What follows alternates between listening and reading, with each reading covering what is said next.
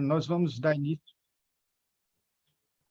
início agora, então, a esse trabalho sobre a lenda do rei Arthur, os mistérios do Santo Graal e os símbolos da iniciação cavalheiresca, que na verdade, poderia dizer que são 3 palestras em uma, né? Mas nós vamos tentar tirar o que há de essência nesses 3 assuntos e também trazer o que é que pode ser útil para a gente na nossa trajetória evolutiva, compreendendo os ensinamentos que estão nestes conteúdos, né? Aí, para começo de conversa, a gente teria que... bom, não está passando aqui o slide. Mas... Bom, então eu trouxe aqui justamente um slide que mostra os 3 temas, né? O rei Arthur, o Santo Graal, e uma coisa que é importante a gente de cara dizer é que existem muitas e muitas versões, né, da ideia tanto do rei Arthur quanto do Graal, né? E a gente vai poder falar aqui para vocês essas diferentes versões e quais delas têm mensagens importantes e até mesmo como essas mensagens podem servir em vários aspectos do nosso crescimento espiritual e psicológico, etc. A começar pelo próprio símbolo da taça, que a gente vê aqui uma taça dourada, né, e tal, um dourado claro e tal, e que a partir de um certo momento, até por conta de um filme, né, que foi o filme Indiana Jones e a Última Cruzada, ninguém mais considera essa taça sendo de ouro, né, por conta da mensagem que o autor, né, que escreveu, que foi George Lucas, que é uma pessoa que lê Joseph Campbell o tempo inteiro e estuda bastante alguns assuntos esotéricos e tal, e ele trouxe a mensagem da humildade, né? O entendimento que uma taça de um carpinteiro não poderia ser uma taça de ouro, provavelmente seria de madeira. Isso acabou sendo assimilado como um entendimento de uma sabedoria incrível e até alguns livros comentaram sobre isso posteriormente, e eu trouxe já isso de cara logo no começo, para a gente perceber que ensinamentos que podem ser lendários, míticos, etc., eles não são coisas que aconteceram só no passado e que não podem ser transformados. A gente ouve mensagens aí o tempo inteiro de tanto obras antigas, quanto contos de fadas, contos clássicos do amor cortês, romances medievais, etc., eles podem trazer mensagens mais atuais, eles podem sofrer um amadurecimento da época, vamos dizer assim, um amadurecimento de alguns novos entendimentos que podem surgir. E isso é muito importante dizer logo, porque aconteceu muito com a lenda do rei Arthur, né?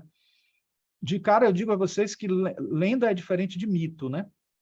E a gente pode entender que mito pode ser mal interpretado, muita gente achando que é uma mentira, alguma coisa equivocada ou algo que não é verdadeiro, mas não é isso. Mito não é isso. Mito é algo que, quando ganha uma proporção mais ampliada, né? E lenda, às vezes, fica localizado em determinada região, em determinada cultura, mas sempre tem um fundo de verdade.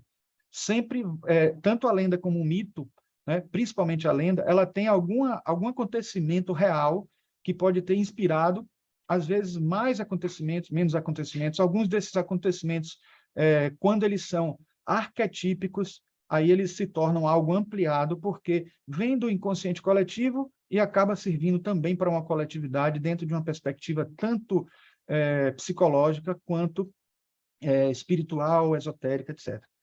E ainda temos o tema da Távola Redonda, né? Ou dos cavaleiros, da iniciação cavalheiresca, que não é só limitada aos cavaleiros da Távola Redonda, mas em várias ordens cavalheirescas existentes e que foram inspiradas, né, na Távola Redonda, né?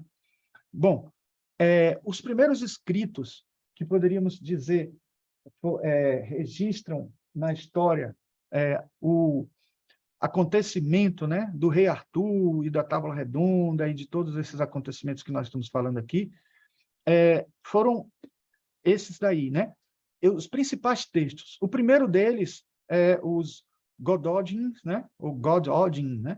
Que é um texto do século VII, né? Escrito por Aneirin, e depois um compilado posterior, lá do século IX, veja quanto tempo demorou, né, uns 2 séculos, para que um monge galês fizesse um apanhado histórico de reis bretões, reis da Grã-Bretanha, e dentre esses reis tinha a citação do rei Arthur, tinha o comentário da existência dele, né, como aquele que chefiou a resistência dos celtas contra o ataque dos anglo-saxões no período em que Roma deixou suas tropas, né, de ocupação na ilha da Grã-Bretanha. Então, ele existiu historicamente, isso é um fato por conta desses registros, e a partir daí pouco se sabe o que é que dessa história, o que está contado nessas histórias, porque praticamente são crônicas, né? Essas crônicas da história britônica, de fatos que aconteceram, né? E que muitos deles, alguns historiadores discutem a veracidade. Mas é importante que a gente entenda que algumas outras histórias posteriores que a gente vê adiante, não são todas, aí não estão todas, mas estão as principais, né? A gente vê a história de Perceval, né? Vocês vão ver Perceval algumas vezes, Parcival, às vezes Parsifal, e até isso é algo que é controvertido, porque em vários lugares ele ganha diferentes denominações, né? E também é chamado de Conto do Graal, né? Le Conte de Graal, que é um autor francês que fez um apanhado histórico dos reis de toda a região, tanto da Inglaterra quanto da França. E aí o Chrétien de Troyes justamente escreveu a história, né? Uma história que é considerada praticamente muito próxima da realidade, mas todos os outros se basearam nela, né? Alguns tentaram confirmar outras informações. Por exemplo, o Wolfram von Reichenbach, que é alemão, quando escreveu Perceval, né, em 1210, ele visitou, né, a Ordem dos Cavaleiros da Távola Redonda para saber mais informações e poder ser mais fiel. Então, a gente até não sabe dizer se até mesmo na obra Perceval posterior tem informações ainda mais verídicas. Então, muitos podem até achar que foram obras posteriores que tinham dados, digamos assim, de ficção mais do que de realidade, mas alguns deles foram pesquisando informações históricas e acaba sendo um romance histórico, quase assim. Ou pelo menos um romance lendário, se a gente entender que as lendas, como nós já dissemos, têm sempre um fundo de verdade, né? Depois nós temos uma famosa obra que é Le Morte d'Arthur, uma obra em 2 volumes grossos, inclusive, se vocês procurarem nas livrarias, vocês vão encontrar esses volumes até hoje, né? Que são de um inglês, Sir Thomas Malory, que trouxe para a língua inglesa nesse período. Até então, a Inglaterra não sabia da história, não tinha por escrito essa história, porque estava entre franceses, entre outros autores alemães, etc. Então, ele fez esse trabalho de transpor para a língua inglesa, né? E aí a gente encontra também, né, a história do Santo Graal, antes que eu esqueci de falar, que é também muito importante. São várias histórias que contam não só proezas do rei Arthur, mas também contam histórias de Merlin, especificamente, histórias de Lancelot e Guinevere. Tem textos que são até contando histórias separadas dos personagens, né?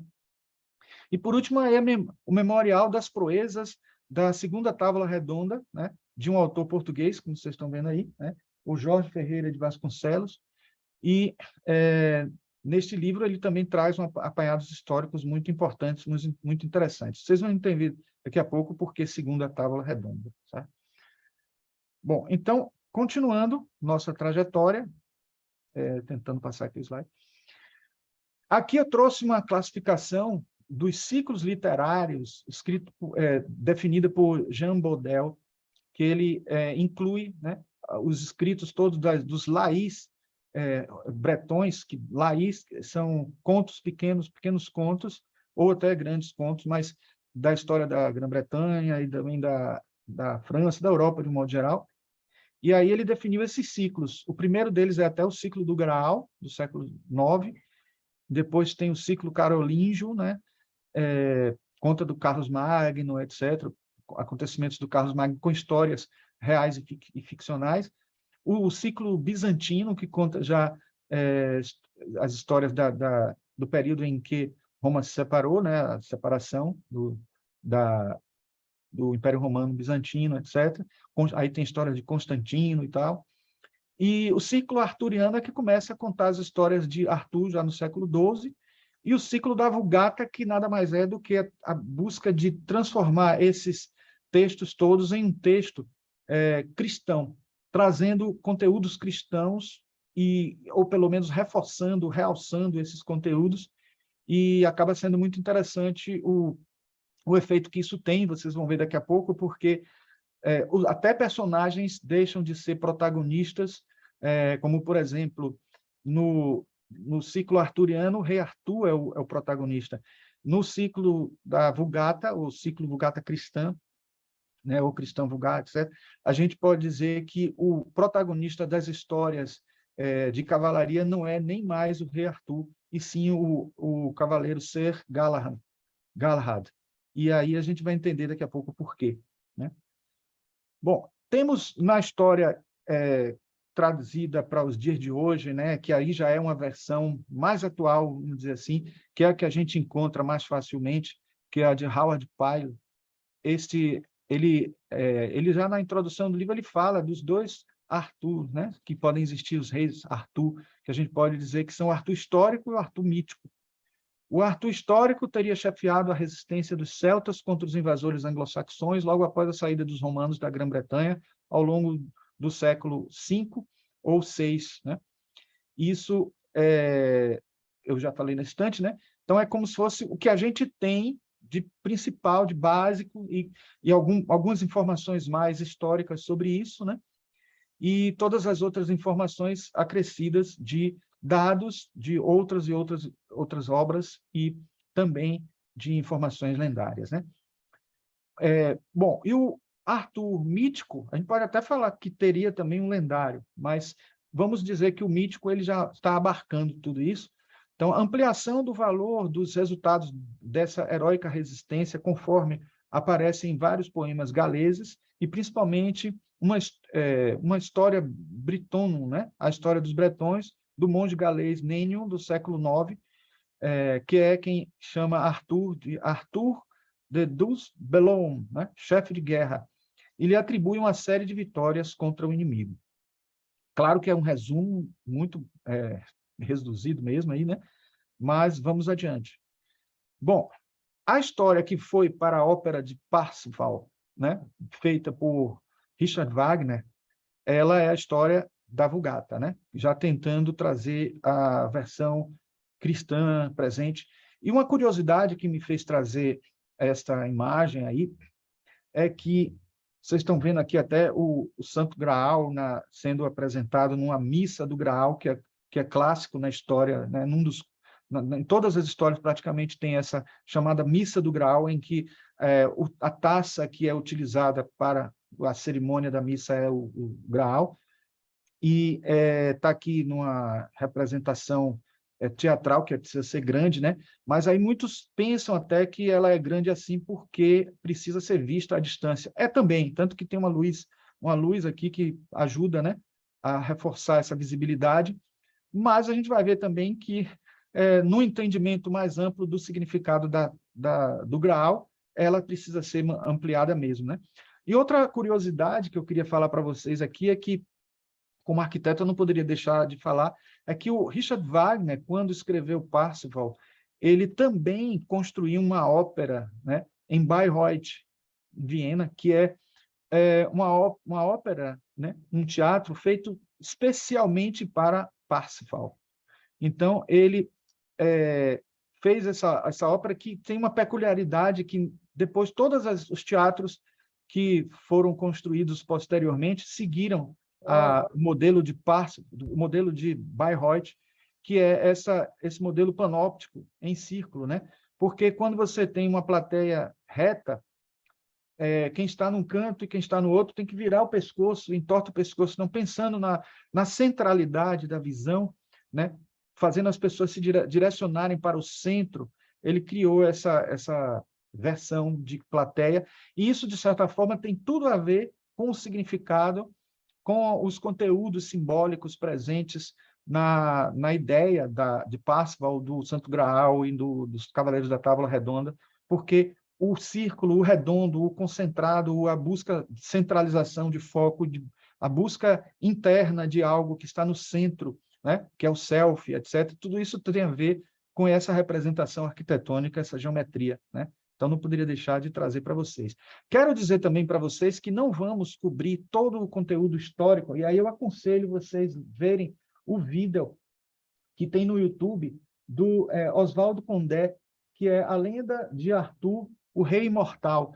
Eu trouxe aqui a capa do vídeo, né, que é do Oswaldo Condé, que é escritor e que traz mais detalhes sobre a parte histórica e sobre a parte também mística, né, que nós não vamos falar tanto aqui, porque nós vamos estar juntando 3 assuntos e também porque nós temos um direcionamento diferente e o tempo é menor também.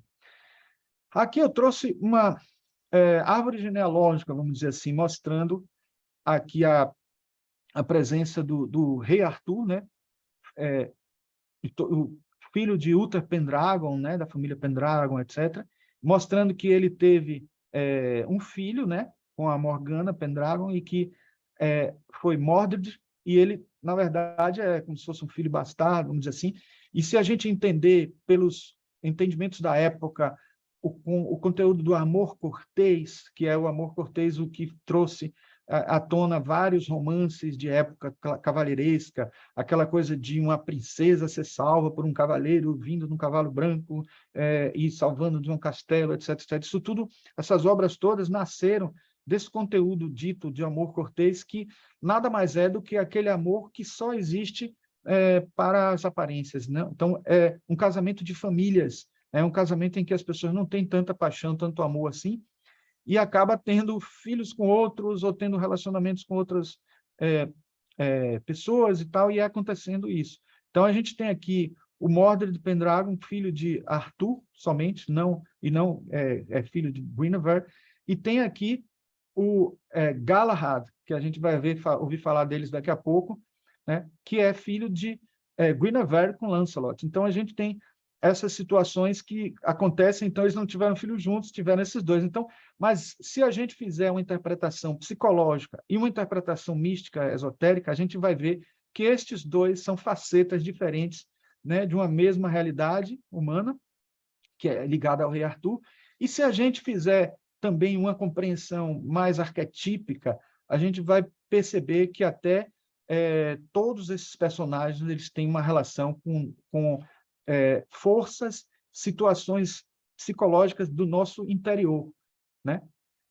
Claro que as lendas têm realidades que a gente vai comentar, místicas, que são dos próprios rituais, das próprias coisas que vão ser colocadas da história do rei Arthur e do Santo Graal, mas também a gente tem que entender que quando essas histórias são construídas, reconstruídas, reanalisadas, funcionam como aconteceu com os próprios escritos sagrados, os próprios escritos evangélicos, os escritos do Antigo Testamento, os escritos hindus e de várias religiões, que muita coisa acontece dentro de um simbolismo religioso que tem uma mensagem por trás, e a gente sabe, como teosofista, que essas mensagens são o que Helena Blavatsky chamava de doutrina secreta.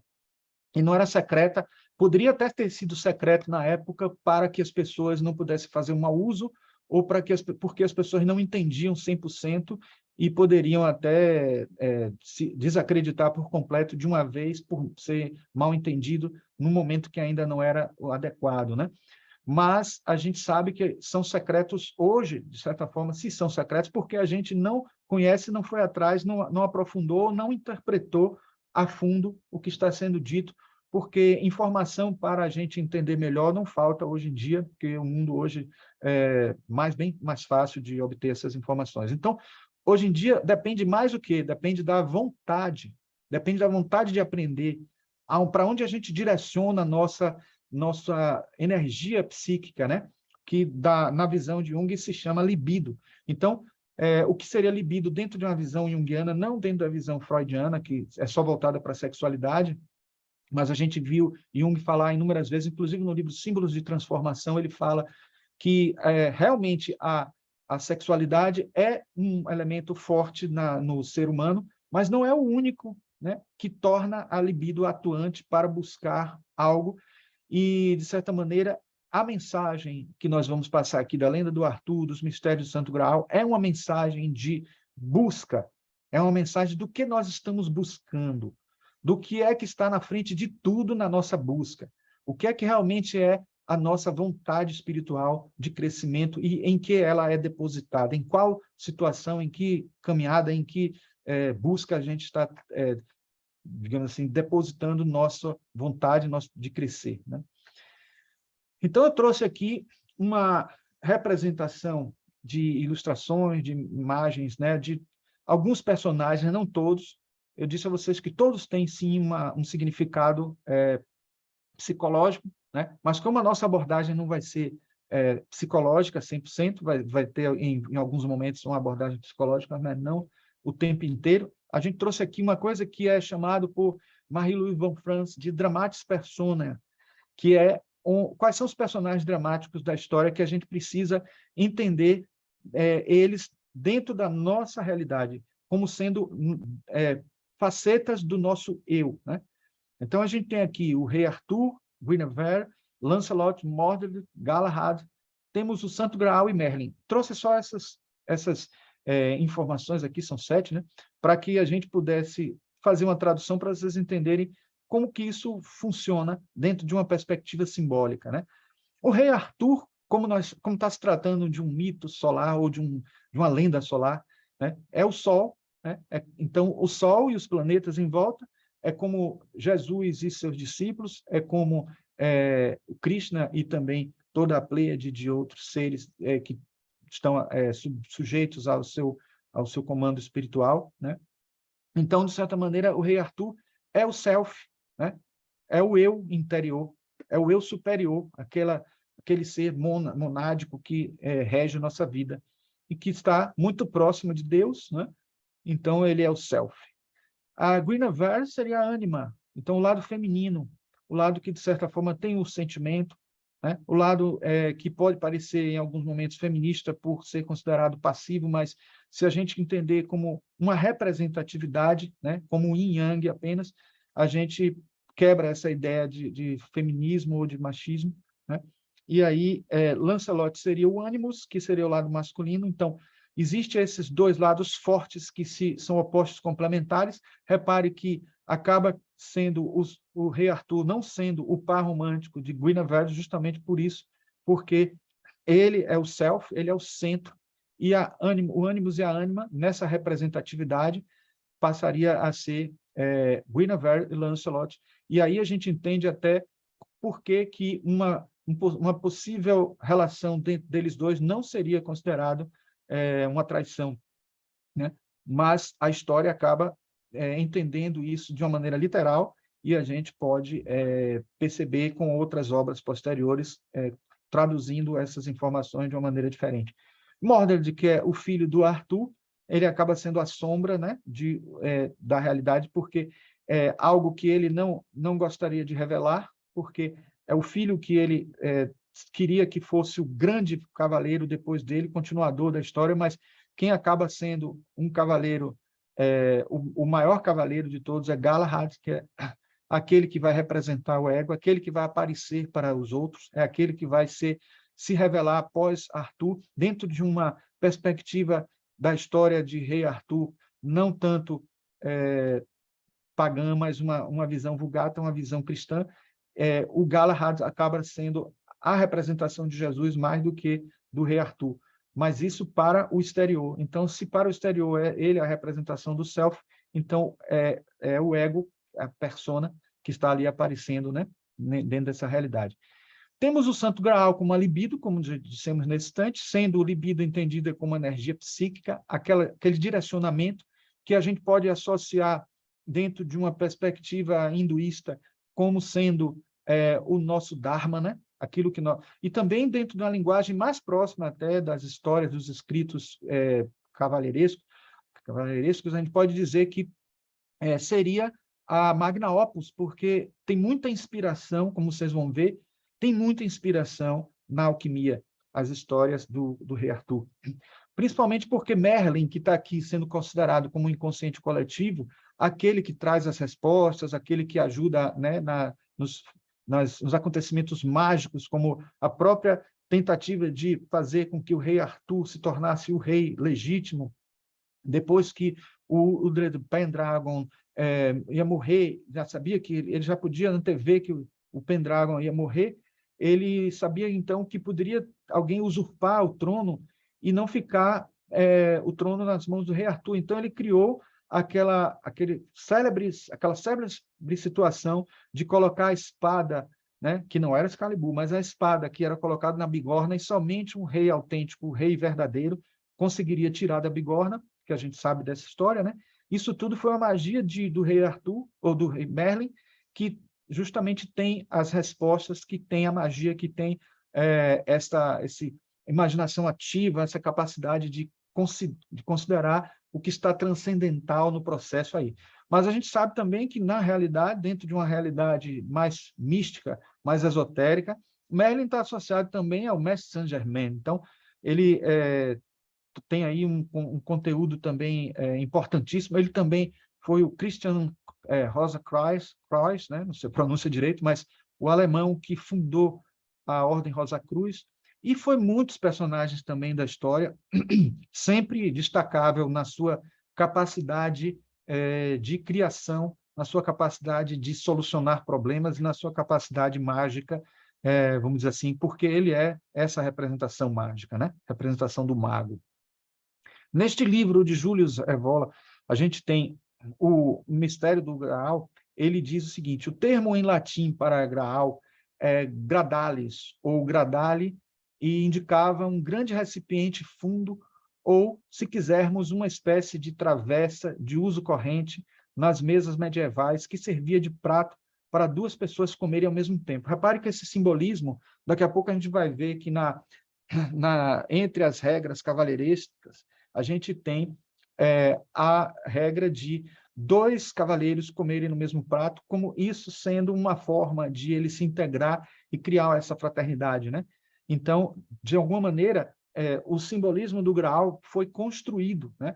Nem é cristão de origem, na verdade. Muita gente fala, não, ele é o cálice que foi utilizado na última ceia. Sim, ele abarca esse símbolo, né?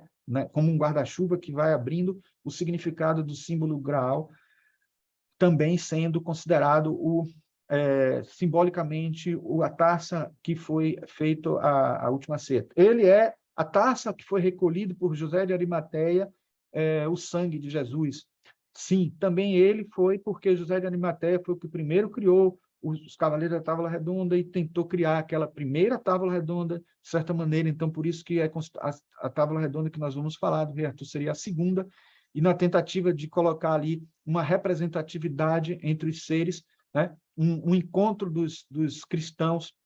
E uma coisa curiosa que acontecia é que nessa tábua redonda de José de Arimateia, com o sangue de Cristo, com a taça com o sangue de Cristo, ele colocou um lugar para cada discípulo, né? Cada um dos apóstolos, e tinha o lugar do Judas, o lugar que todo mundo, quando sentava, conta a lenda, que quem sentava nesse trono, que seria o dos Judas, acabava morrendo por algum acontecimento trágico.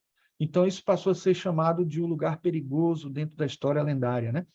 Então, a gente vai ver o significado disso daqui a pouco, né, nos simbolismos que vamos falar, mas é interessante a gente entender também que até o próprio símbolo da cruz, dos Cavaleiros Templários, aquela cruz vermelha, dizem que foi a primeira, o escudo de Galahad, que tem essa cruz vermelha, teria sido pintado com o sangue do próprio José de Arimateia. Então, veja como muitas histórias aconteceram que podem ser ou não verdadeiras, mas tem um conteúdo simbólico muito importante, porque o sangue tem relação com a libido, o sangue tem relação com a vitalidade, a energia que a gente empreende em determinada obra que a gente está realizando, né?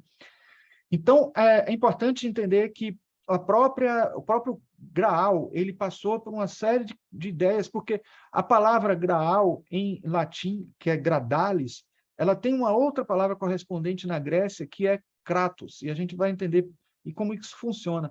Muitos tentaram fazer uma associação a alguns vasos, alguns tipos de vasos gregos, como o Kílix, que a gente está vendo aqui, que ele seria talvez o mais próximo do desenho do Graal, porque ele, além de ser uma taça mais larga para conter uma água batismal, porque era considerado essa água também o simbolismo do Graal associado ao batismo, né?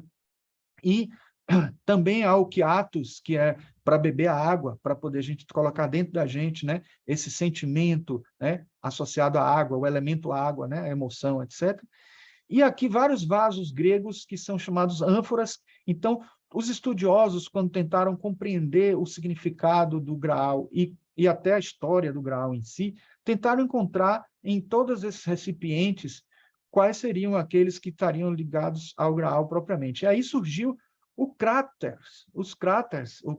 O cráter, na verdade, é o nome em grego para gradalis, Graal, né? Desculpem aí, né, essa marca d'água que apareceu, porque foi uma imagem que não deu tempo de eu tirar a marca d'água, mas está aí aparecendo. Então, entre as formas de cráteres, a gente tem essas, em column, volute, calyx e bell, né, em forma de sino, em forma de coluna, em forma de voluta, e essa em forma de cálice, que foi a originária. Então, para isso aqui eu trouxe só para vocês entenderem que a forma do cálice, ele é uma forma, um dos tipos, uma das formas de cráteres. Só para a gente entender que a palavra cráter está diretamente relacionada ao Graal. E o que é que cráter tem a ver com tudo isso? Cráter, ele, na verdade, o significado de cráter é cratera, gente. E o que é que cratera tem também a ver com isso? Platão falava da existência de uma cratera que deu origem a todo o universo, um vulcão que deu origem a tudo, que fez brotar todo o universo, né? E também a gente sabe que o próprio Jung, quando utilizou bastante essa terminologia da cratera, ele trouxe à tona de lados do hermetismo, porque eu que fiz uma palestra recentemente sobre Hermes Trismegisto, ele tem um dos artigos do Corpus Hermeticus, um dos textos, é o texto 4, que fala da cratera que deu origem ao todo o universo. Então, vocês vejam que o Santo Graal remonta lá ao hermetismo. Então, é algo que vem de lá, o seu simbolismo vem de lá de trás, porque é um simbolismo que Jung depois disse que este vaso onde está presente a água é o vaso onde estaria a purificação humana, a tentativa de fazer as pessoas se purificarem para encontrarem o seu objetivo na vida, encontrarem sua magna opus. Então, é um fenômeno alquímico, é um processo alquímico, um processo que vem de lá. E diga-se de passagem, eu falei que o Merlin é considerado Saint-Germain, mas também é porque o Saint-Germain é o mestre da alquimia, né? Então, ele também era, historicamente falando, apesar dele ter se chamado Merlin nas histórias, ele é associado a Ambrósio, que é um alquimista famoso e que Jung fala muito a respeito dos textos de Ambrósio. Então, Ambrósio nada mais era do que também o mago Merlin.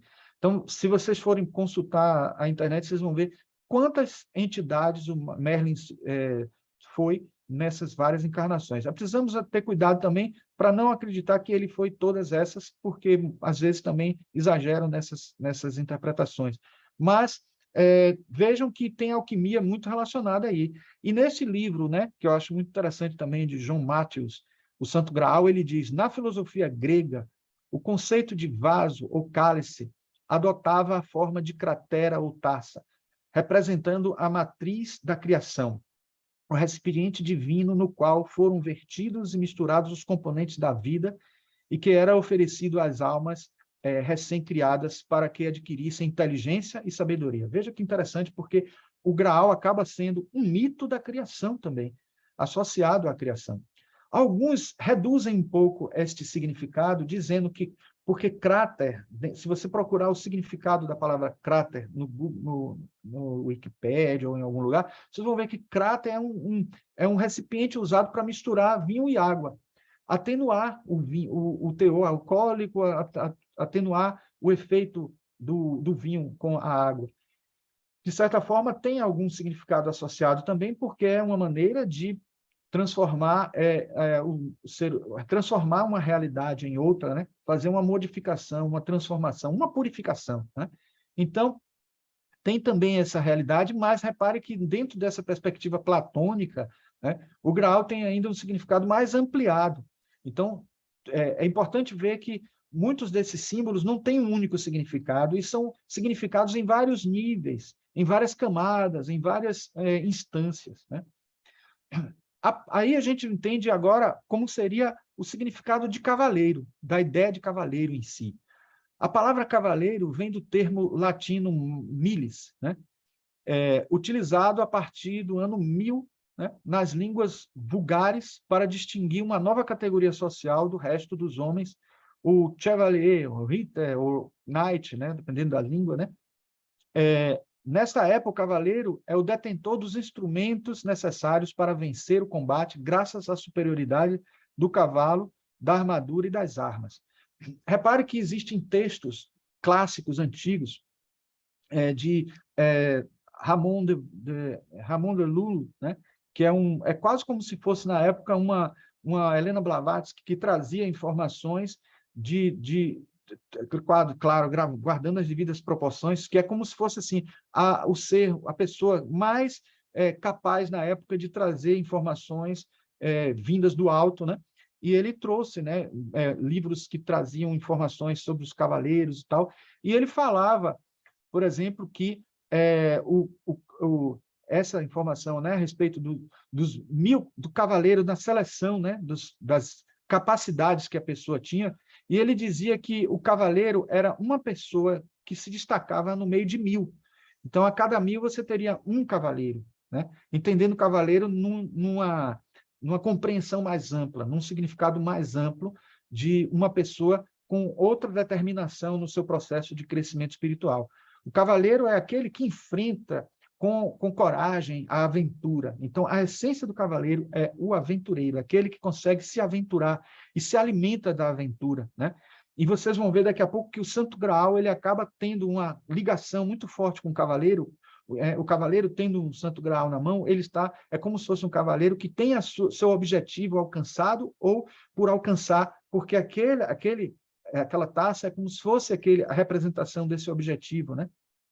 Ele tem que sair, o cavaleiro tem que sair do castelo, é aquele que sai do castelo para as batalhas, que são, no fundo, batalhas internas, mas que busca o seu objetivo, busca a sua magna opus. Então, de certa maneira, é aquele que consegue enfrentar, né, os desafios, passando por pontes levadiças que separam a pessoa do interior do exterior e separam a pessoa das suas limitações ou do encontro das suas limitações, né?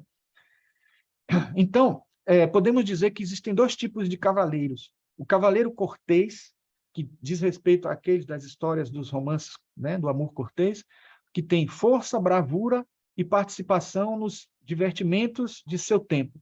O principal traço desse tipo de cavaleiro, é fazer todas as vontades da mulher amada, buscando tudo para satisfazê-la e permitindo ainda a ela a relação amorosa ilícita entre um homem solteiro, né? O cavaleiro e sua amada, uma mulher casada. Né? Exemplo, Sir Lancelot. Então, nas histórias, nos contos, né? Até nos contos de fadas, né? Que foram traduzidos de certas obras de adultos, né? Da corte para as crianças, né? Às vezes até de maneira, né, ainda não muito madura para atender a educação das crianças, mas elas traziam essas informações só não trazia esse amor ilícito, porque esse amor ilícito era uma sombra, de certa forma, mas em algumas obras a gente via esse amor cortês que era somente para a cortesã, né? Para ser algo de aparência. E tem o cavaleiro cristão, que tem como objetivo defender, em primeiro lugar, a fé católica, que aí pode ser a representação da sua própria fé, não necessariamente católica, dependendo de qual seja o direcionamento desse cavaleiro, né? Modelo hagiográfico diz respeito à história de santos, acontecimentos, né, que vivenciados por seres santos ao longo da história, né? De cavaleiro perfeito, não possui pecado, nem em pensamento, né, o que lhe permite dar cabo das aventuras do Graal, o cálice que continha o sangue de Cristo. Este cavaleiro é capaz de realizar curas e expulsar demônios numa analogia com Jesus Cristo, a exemplo de Sir Galahad, né? Bom, aí nós temos uma representação uma das representações do Graal e a tábua redonda, e eu trouxe essa ilustração para colocar para vocês aquilo que eu disse nesse instante a respeito do Graal sendo um grande motivador dos cavaleiros, né? E existe na lenda a informação de que só poderiam se alimentar os cavaleiros que tivessem passado por aventuras. Após uma aventura, eles se alimentavam. Só que isso também é simbólico, porque a gente sabe que esse alimento é um alimento espiritual, e essa aventura é justamente essa saída, essa busca espiritual, saindo dos seus limites do castelo, né, para encontrar a sua tarefa espiritual, e aí você tinha, sim, depois disso, o alimento espiritual. E aqui nós vemos os Cavaleiros da Távola Redonda, que a gente sabe nas histórias que foram crescendo em número, começaram com um número de 12, né? E tendo, além deles, 12, o rei Arthur. Então, repetindo exatamente como era a história dos apóstolos de Jesus, e a gente tem aqui o Graal no meio como sendo o foco. E, diga-se de passagem, a gente está vendo aí a informação que é tirada de Jung, eu não botei a autoria, mas essas aspas aí, o Graal simboliza a totalidade interior, sempre tão buscada pelos homens. Então, é importante que a gente entenda que, para Jung, esta ilustração aí, que ele coloca no livro O Homem e Seus Símbolos, né, que está aqui, ele coloca que isso aí é uma mandala, corresponde a uma mandala. E ao centro da mandala a gente encontra o self, né? E o self seria esta informação do grande... Claro que a gente falou nesse instante que o rei Arthur é o self, mas é ele que vai conduzir, né, o caminho para a gente alcançar esta realização interior, né? E aí aqui mais uma ilustração, uma outra ilustração medieval mostrando sempre o Graal no centro da tábua redonda, e todos já devem saber que a ideia de fazer da tábua uma tábua redonda, apesar de estarem querendo repetir a realidade da última ceia, etc., eles resolveram fazer redondo para mostrar que a humildade é um dos pontos fortes desse pensamento e mostrar que todos são iguais perante Deus e não haveria aquele que estaria na cabeceira, aquele que estaria na frente, por mais que a gente veja aí no centro, né, o rei Arthur, que estaria numa cadeira mais destacável, né?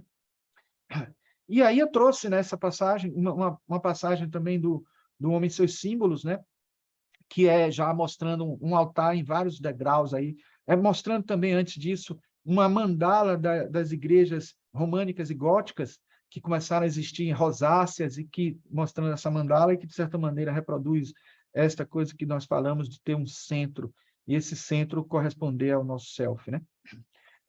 Um altar rústico, ou altar de terra, ao lado de uma árvore, pintura chinesa do século XIX, né? Estas estruturas quadradas ou redondas simbolizam o self, né, que o ego deve submeter-se a fim de cumprir o processo da individuação. Isso está logo antes de uma outra ilustração que ele mostra, como esses dois quadros que estão aí, de uma cliente dele, de uma paciente dele, e ele dizia que essa paciente, né, eu vou ler aqui o texto que está do Homem e Seus Símbolos, que ele diz, nos desenhos à esquerda, baseados, que é esse daí, os dois desenhos, o de cima e o de baixo, né, à esquerda, baseados no sonho relatado na página seguinte, né, pintados pela pessoa que o sonhou, né, o motivo da mandala aparece mais como um quadrilátero, né, do que como um círculo, né? Usualmente formas quadriláteras simbolizam uma realização consciente da totalidade interior, né? Então, é o consciente em si. Ela é representada, na maioria das vezes, em forma circular, como uma mesa redonda, né, que também aparece no sonho. À direita, a lendária tábua redonda do rei Arthur, né? Então, o que ele diz, de certa maneira, nos textos logo acima, é que, no início, a pessoa estava não muito consciente da sua realidade, então, ela não conseguia buscar o seu inconsciente. Então, aqui, esse sol aparecendo era somente, né, aparecendo aqui diante das montanhas, seria como se fosse o consciente apenas sendo o sol, sendo aquele que brilha, aquele que toma conta da sua psique. mas depois esse sol repousa sobre uma base redonda.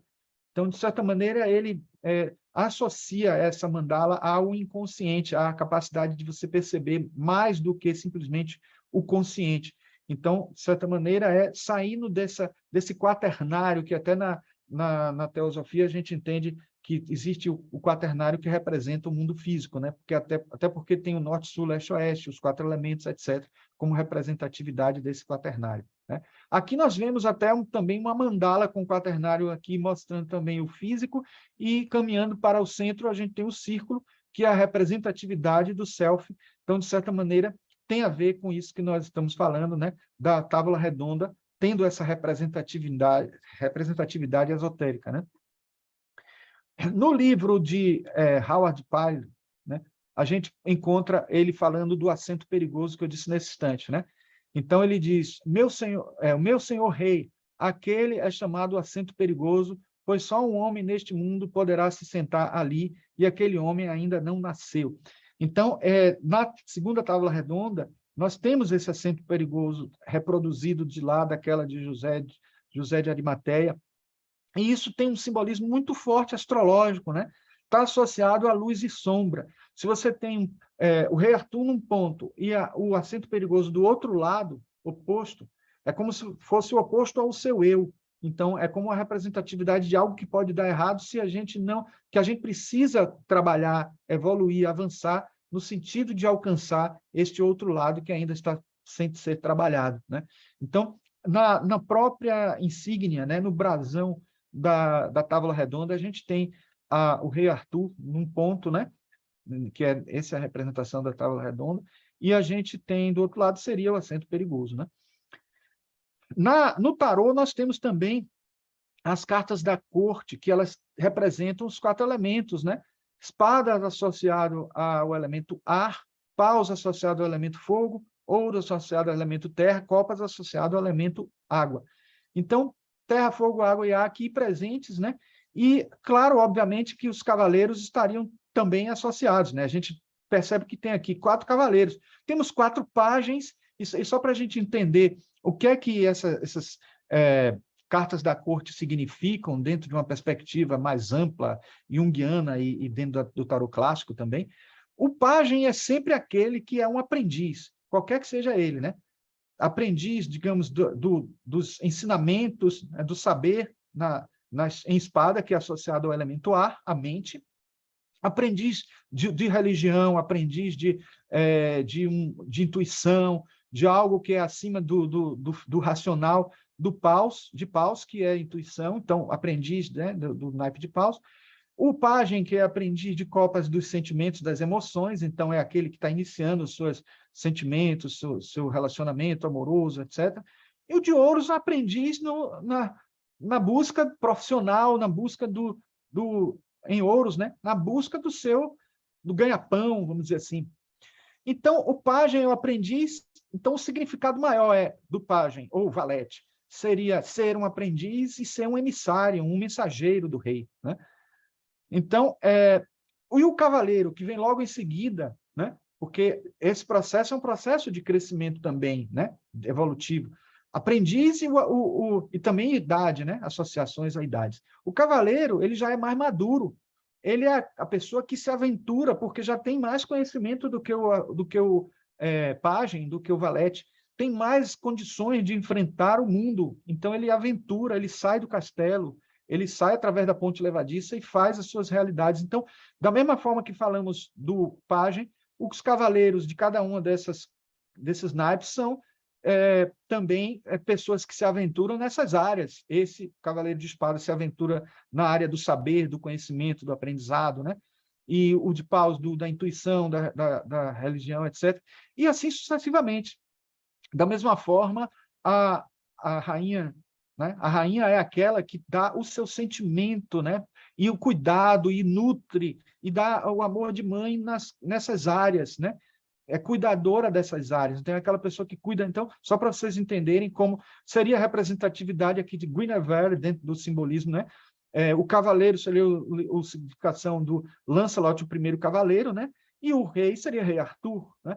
apesar de que em alguns momentos ele reúne essa condição, porque o rei Arthur, todos os seres que estão em volta dele são representatividades do seu interior. Então, de certa forma, por isso é que ele é rei e é cavaleiro ao mesmo tempo, né? E é também o lado feminino, é também o lado aprendiz.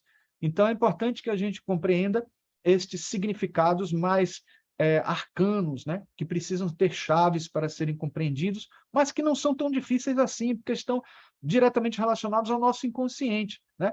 Então, poderíamos dizer que uma boa representação do cavaleiro, dos cavaleiros do Graal seriam os cavaleiros de copas.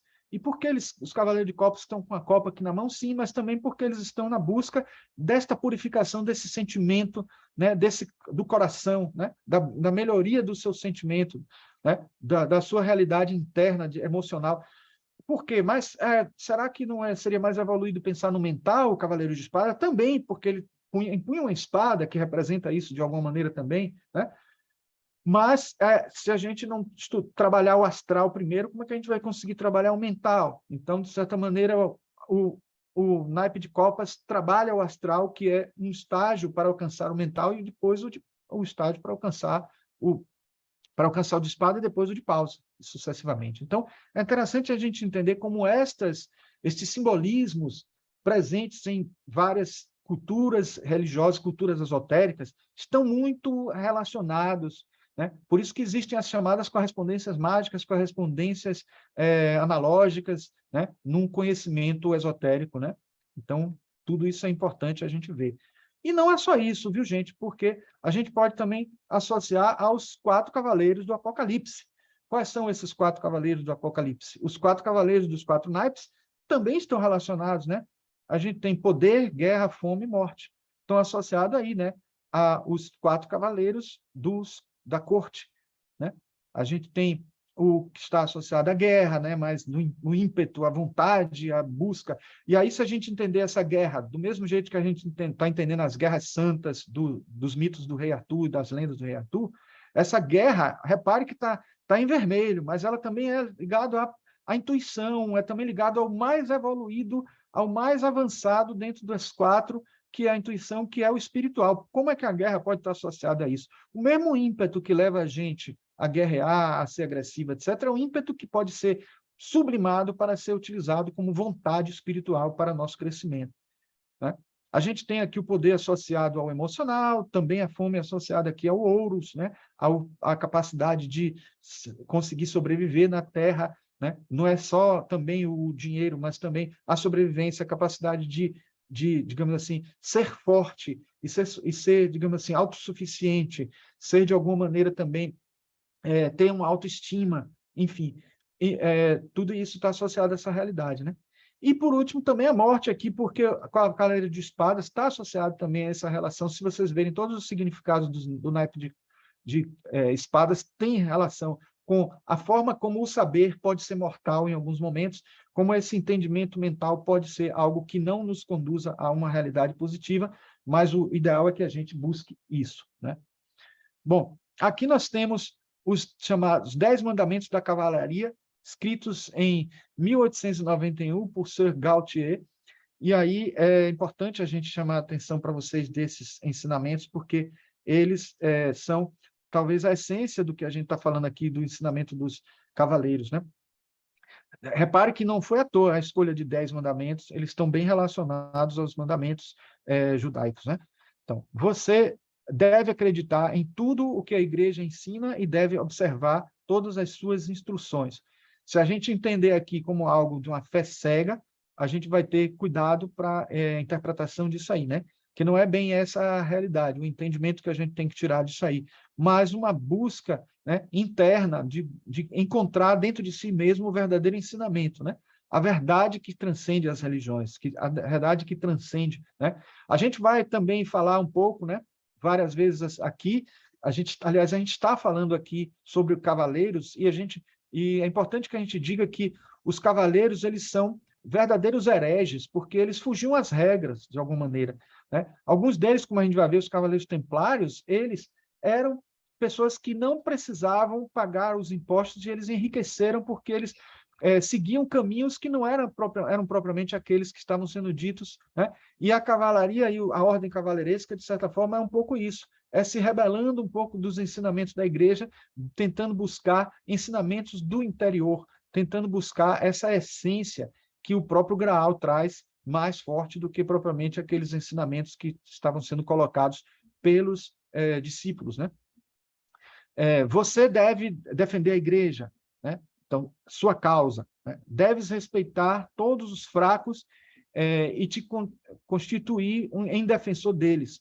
Amarás o país em que nasceste. Não recuarás diante do teu inimigo, né? Entendendo aí inimigo como aquele inimigo interior. O tempo inteiro é importante perceber que essa trajetória é uma trajetória interna. Tu deves fazer guerra contra o infiel sem cessar e sem misericórdia. Isso internamente, trabalhando as questões que precisam ser modificadas dentro do seu eu. Deves cumprir escrupulosamente os teus deveres feudais, se não forem contrários às leis de Deus. Nunca mentirás e permanecerás fiel à tua palavra prometida. Você deve ser generoso e dar generosidade a todos. Você deve estar em toda parte e sempre o campeão do certo e do bem contra a injustiça e o mal. Temos outras regras cavaleirescas que vamos mostrar aqui, como, por exemplo, essa que logo vem a seguir, né? Deixa eu ver se eu passo aqui. Pronto. Que são as regras da Távola Redonda. Essas daí já passaram por uma melhoria, porque, disse a vocês, houve uma cristianização. Alguém está com o microfone aberto. Poderiam, por favor, desligar o microfone? Tem um cachorrinho latindo aí. É o Wilson, ele desligou. Ligou de novo. Ah, pronto. Então, o Código da Cavalaria descrito por Thomas Mallory, que já é o inglês que eu falei para vocês, ele é o seguinte: buscar a perfeição humana, a retidão nas ações, respeito aos semelhantes, amor pelos familiares, piedade com os enfermos, doçura com as crianças e mulheres, ser justo e valente na guerra e leal na paz. Veja que isso parece até alguma coisa que não tem muita ligação com o cavaleiro, né? Porque, mas o cavaleiro não está aí para guerrear, para lutar, etc. Mas vejam que isso é uma regra ética que está presente aí, né? E não foi uma tradução para os dias de hoje, não. É algo que foi escrito por eles, é uma regra deles mesmo, né? E que é traduzido até os dias de hoje como uma regra de conduta cristã, né? Dos cavaleiros da Távola Redonda, que são cavaleiros que ainda nem sequer são os cavaleiros templários que ganharam ainda mais força nessa meta da evolução. Não vamos dizer que, inocentemente, que não houve matança. Claro que houve matança, mas é importante que a gente entenda o significado presente nos escritos, nas histórias, mostrando como esses escritos estão querendo trazer uma mensagem de crescimento espiritual e de mudança, de transformação interna, né? E que vão ser traduzidas também nesses códigos aí, né? As regras dos Cavaleiros Templários são, assim, na verdade, 72 páginas, é muita coisa, né? E aí a gente teria que traduzir muitas informações, né? E aí eu trouxe a essência aqui. Eles possuíam, ou então as coisas que vão ser importantes para a nossa fala aqui. Eles possuíam regras comuns a qualquer sociedade do feudalismo. Algumas mais famosas foram: novos candidatos admitidos deveriam ser aprovados pelo bispo local. Nas quartas-feiras não poderiam comer carne, talvez para poderem irem acostumando, né, a não comerem de vez depois. E 2 cavaleiros deveriam comer no mesmo prato. Isso eu trouxe porque eu trouxe de um autor que destacou essas 3, mas são muitas. Algumas delas repetem a que nós mostramos nesse instante, né, da Távola Redonda, mas existem outras também. E existe esse lema que eu não poderia deixar de falar, né? Non nobis domini, non nobis sed nomini tuo ad gloriam. Não a nós, Senhor, não a nós, mas pela glória de teu nome. Extraído da Bíblia, né? Do Salmo 115, né? Capítulo 1. Então, é interessante, versículo 1. É interessante que a gente, no filme até Henrique V, né? De Kenneth Branagh, dirigido por Kenneth Branagh, ganhou até Oscar e tudo, tem esse lema transformado em música. É uma cena belíssima, logo depois da guerra, todo mundo morto, e ele faz esse lema acontece em forma de música muito bonito mesmo.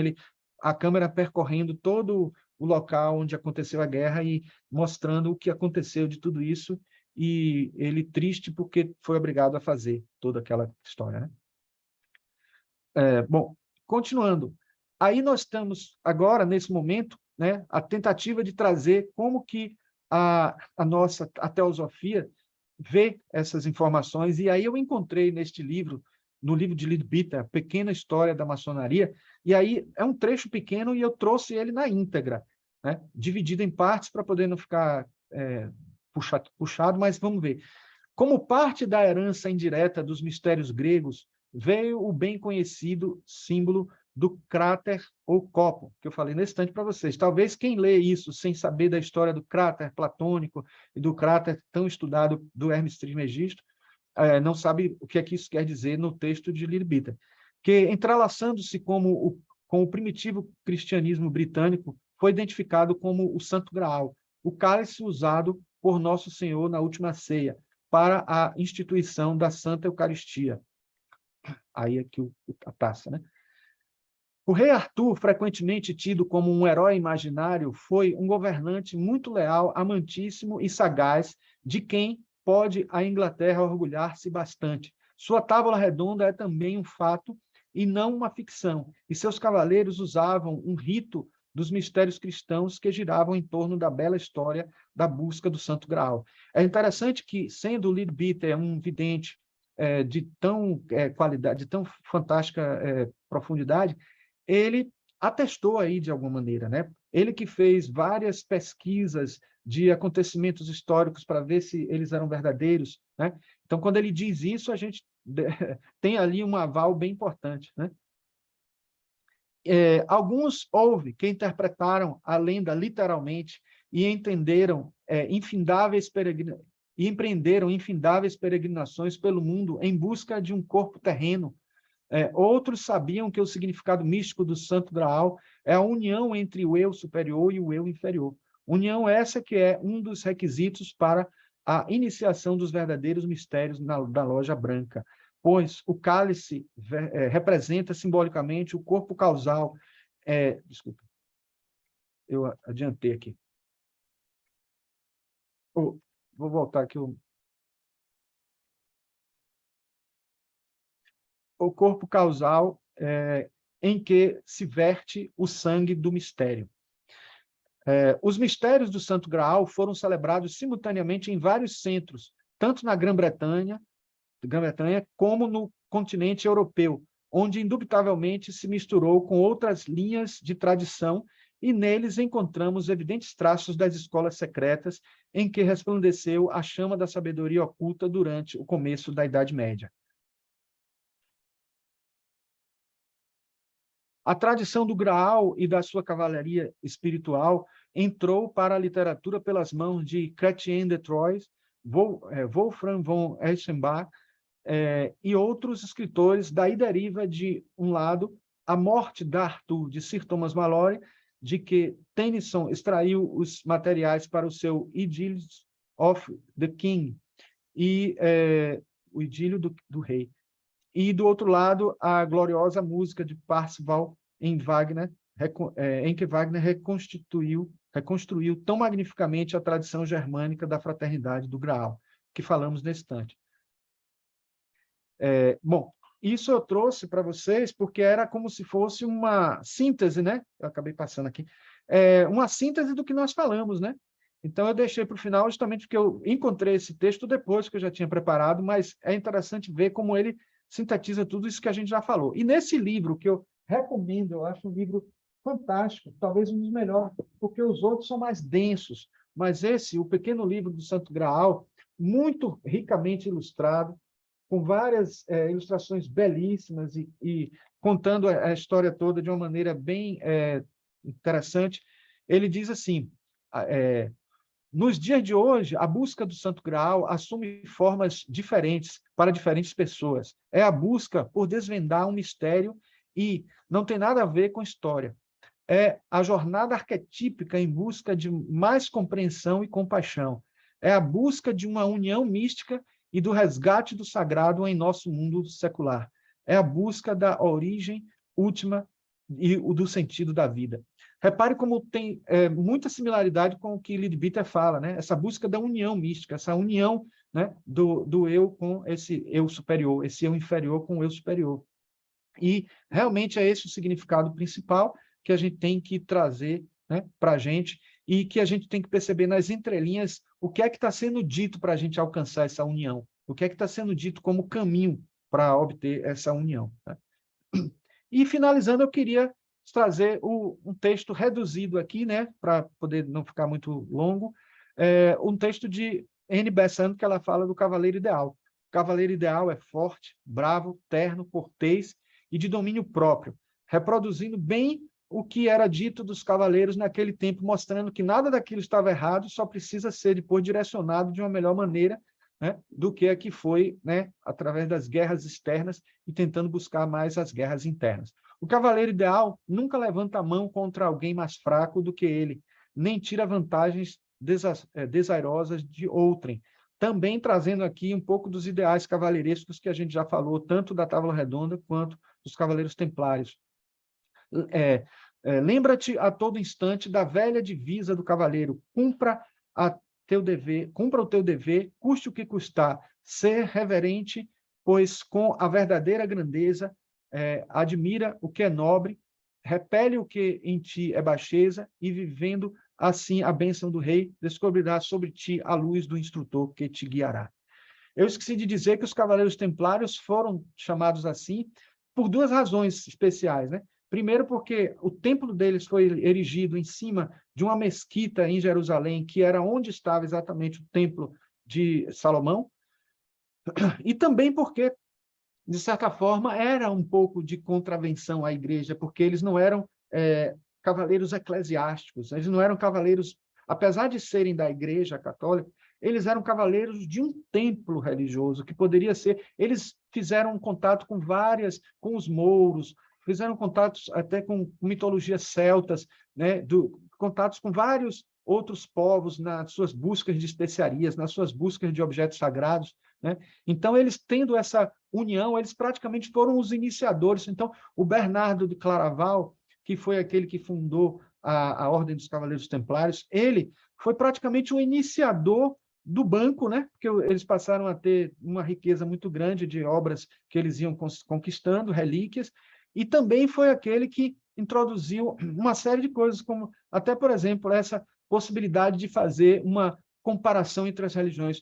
É certo que depois dessas comparações eles acabavam tentando induzir ou impor um pouco mais a religião católica, a religião cristã, mas eles que fizeram as primeiras conexões entre alguns conteúdos das religiões, entendendo, né?